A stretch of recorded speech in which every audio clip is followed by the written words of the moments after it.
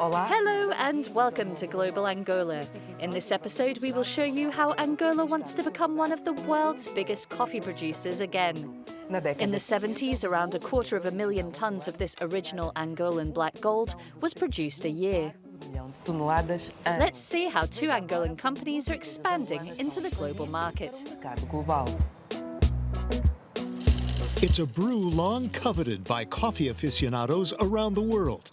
Angolan coffee, and it's making a comeback. Angola aims to regain its standing as one of the world's top coffee exporters. They're expanding in the historical coffee-producing areas of Angola. Researchers say Café Cazengo is one of the most dynamic producers in this agricultural heartland east of the capital.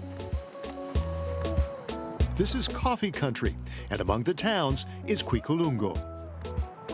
In colonial times in Quicolungo, coffee was what moved our economy.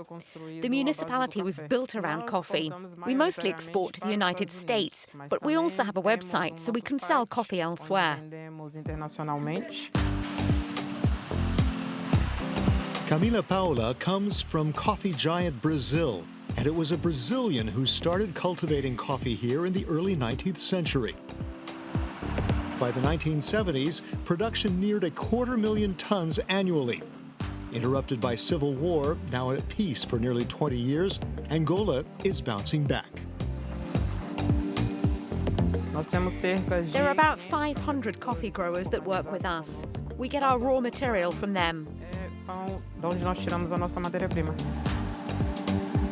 They're among the 25,000 smaller farms producing about half the country's coffee crop. About 500 larger commercial farms produce the rest. Camila says Café Cazengo works with growers to boost productivity and to improve their lives. Now, for example, we have a project, an Angolan higher education centre, where we're helping coffee farmers to formalise their cooperatives. Producers are also getting help from an EU-UN program that's part of an effort to scale up the private sector and diversify Angola's mainly oil-based economy. Agriculture, about 13% of the country's GDP, is key to that. Fazenda Visolela is one of those larger commercial farms. Visolela's coffee project covers 1,000 hectares, and they're all focused on specialty coffee.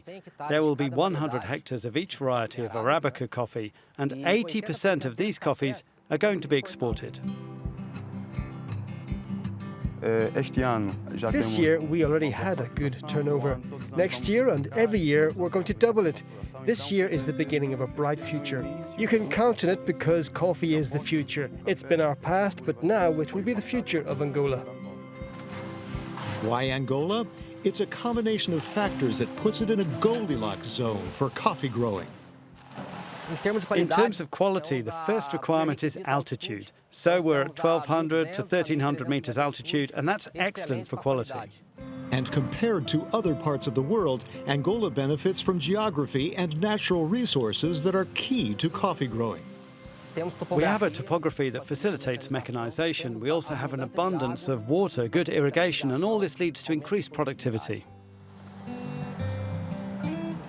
Analysts see great potential, including the French-based agricultural research group CIRAD.